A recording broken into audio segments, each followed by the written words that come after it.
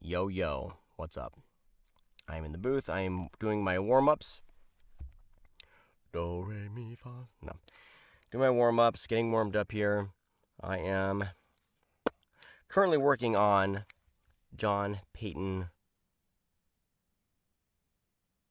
Booth's book, Out for Blood, and for Valancourt Books. So I'm going to be hopefully knocking out a couple chapters here in a little bit. But I'm warming up, so what I thought I would do is I'm going to start reading here a book that I am planning on narrating next year. The contract is pending. It's on its way. But I'm going to be taking over a book series, and I'm terrified of it because normally when you take over a book series, the fans who like the first audiobooks, they don't like it when the voice changes. So I'm hoping that the fans of this book will be kind and won't string me up. So I'm pretty paranoid. So I'm doing prep like early. So I've been kind of reading the other books. I've listened to the other audiobooks. They're awesome. I'm not going to divulge what series this is yet. That'll happen hopefully soon.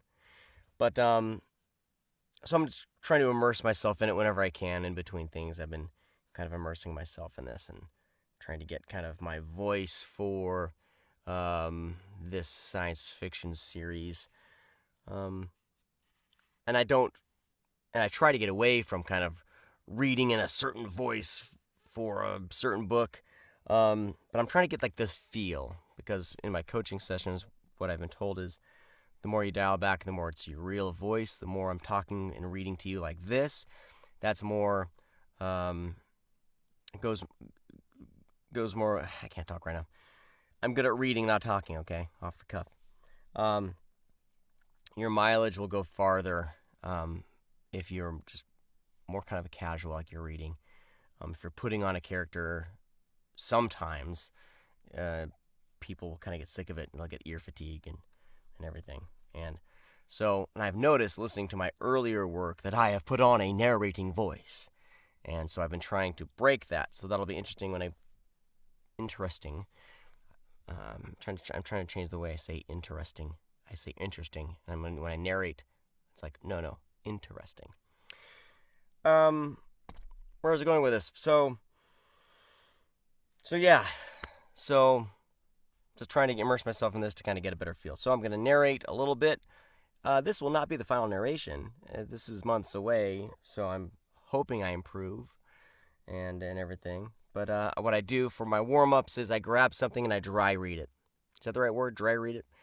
Because even though I prep the books and read all the way through, it's a good skill to have to kind of be able to pick up a book and read it. And some of these big name narrators, they won't have time to prep. They hire a person to prep the book for them, find any words they need to pronounce correctly, and a lot of the times they're seeing the story unfold for the first time as they read it.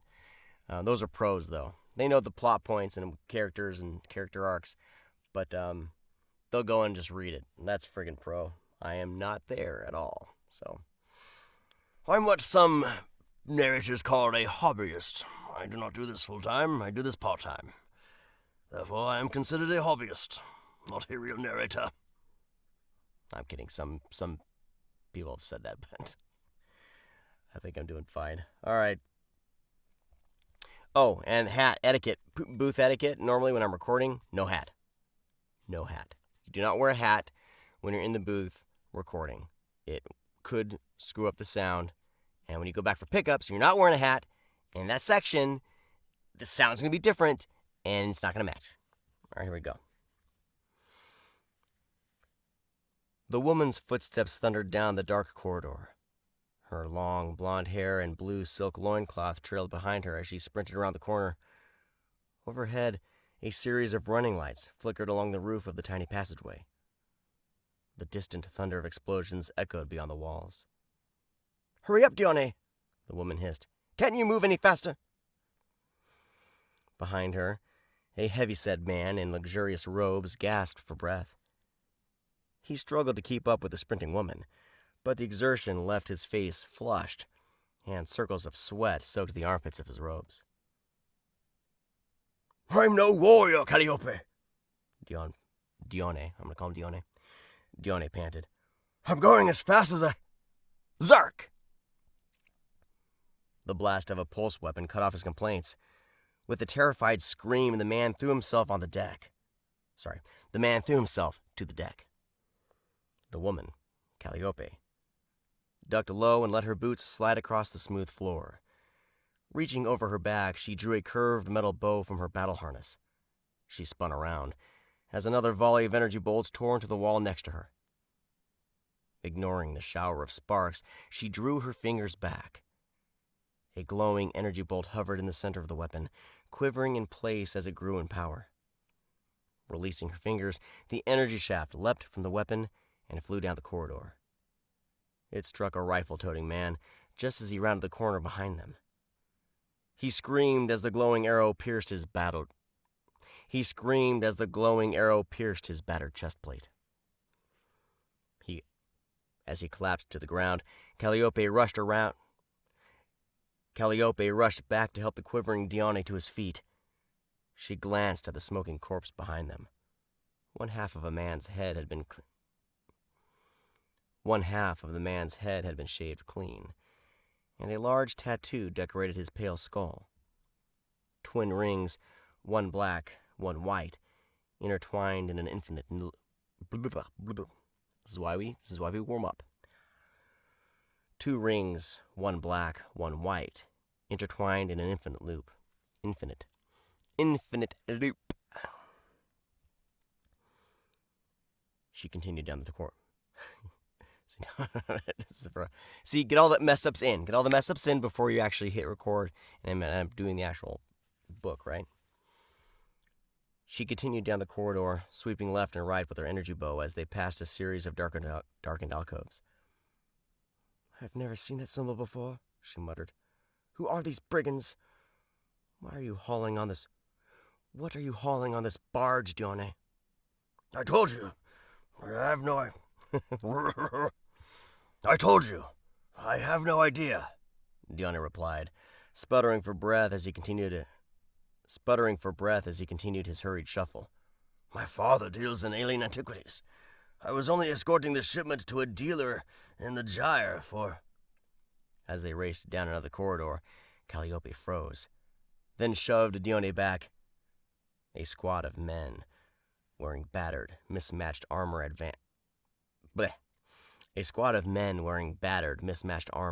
towards them. The corridor lights flickered on and off, cloaking their faces in shadows. As the lights flashed again, she caught a glimpse of the same 2 rings, tattooed on the sides of their shaved heads. The man in the lead pointed in her direction and raised his rifle. Uttering a wild battle cry, Calliope charged towards them. She ran in a zigzag pattern, weaving back and forth across the corridor. Pulling back on the invisible field generated by her bow. She sent twin glowing projectiles streaking towards the men. The glowing shafts found their mark. 2 of the bandits gasped, clutching their chests as they fell to the ground. With a manic grin, Calliope continued her mad dash, dodging left and right as a barrage of pulse bolts.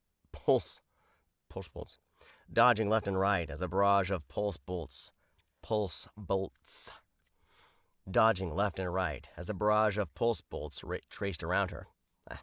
I'm not recording. Leaping up in the air, she clicked her heels together. As her body spun in a somersault, the grav coils in her boots pulled her to the ceiling. She continued sprinting towards the armored men, racing upside down across the roof of the corridor. Am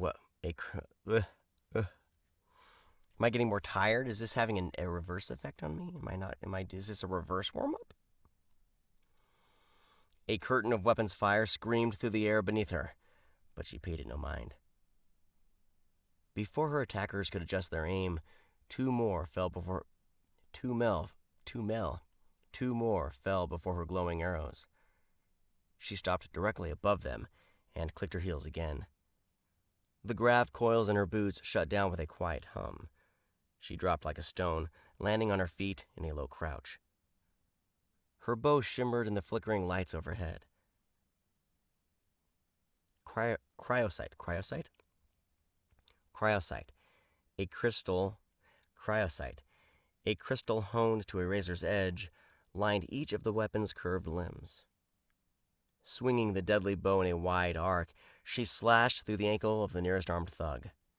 The man fell to his knees, screaming as blood gushed from a severed tendon. She heard the whine of pulse fire close behind her.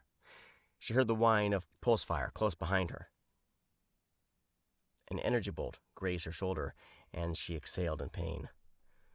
Gritting her teeth, she spun around and slashed with her bow. The razor-sharp edge tore through the other man's rifle. Sparks flew from the damaged weapon as she sliced the barrel clean off.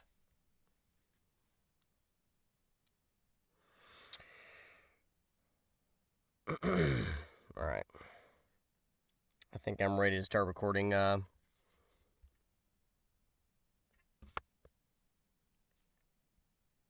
for real now. Out for Blood. So there we go. I'm warmed up. I need a little bit of caffeine, though, I think. I need a little bit of caffeine to kind of get things moving, get things moving. But now I will be starting Out for Blood, and I'm hoping to kind of rock this thing and get it out to my editor in 10 days. Can it be done? That's just the question. All right, well, thanks for watching my rambling. Hopefully you enjoyed that, and I'll be making announcements exactly, hopefully by Monday, on exactly what that was and what's going on, and I guarantee the final result will be much better than that warm-up narration that I did, but hopefully my eyes and mouth are all ready to go for Out for Blood, and I can rock this chapter out fairly quickly because it's been a long day. All right. Talk to all of you next time. Thanks for hanging out.